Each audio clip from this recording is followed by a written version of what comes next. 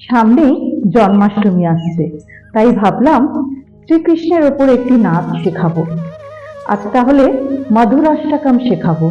মধুরাষ্টকম হলো একটি সংস্কৃত স্তোত্র, যা তেলেগু পোয়েট কাইন্ড বল্লভা লিখেছেন।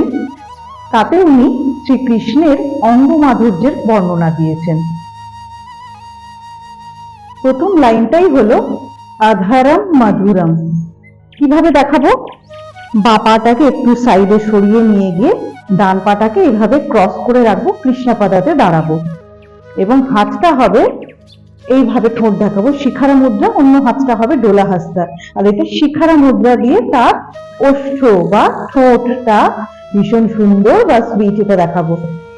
আধারম মধুরম, বদনম মধুরম, তার ফেস বা মুখমণ্ডল ভীষণ সুন্দর। এইভাবে ডান পাটাকে আমরা এগোবো কর্নারে এবং পুরো মুখমণ্ডলটাকে দেখিয়ে এইভাবে কর্নারে তাকাবো, সুন্দর।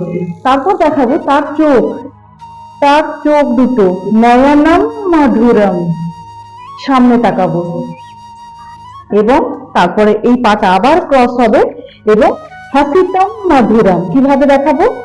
একটু বসে সামান্য এক্সপ্রেশনটা দিতে হবে, একটু দুষ্টু হাসি, তার দুষ্টু হাসিটাও সুন্দর, এইভাবে দেখাতে হবে।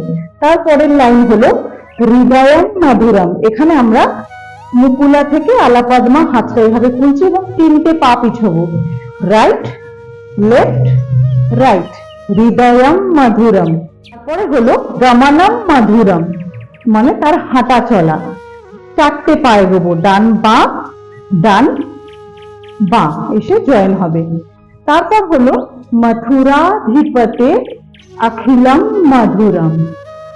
এখানে দেখাবো মথুরার যিনি অধিপতি, তার সর্বাঙ্গ সুন্দর। এইভাবে চতুরা মুদ্রা দিয়ে দেখাবো, এইভাবে তার সর্বাঙ্গ সুন্দর, ওপর থেকে নিচে হাতটা এইভাবে আসবে, যেন খুব মসৃণ, তিনি খুব সুন্দর, তিনি এইভাবে দেখাবো। এবং পাটা ইউজ হবে, আমরা এখানে পাক্কা আডাবের পা ইউজ করবো।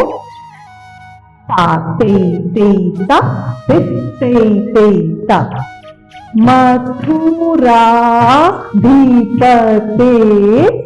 অখিলম মধুরম।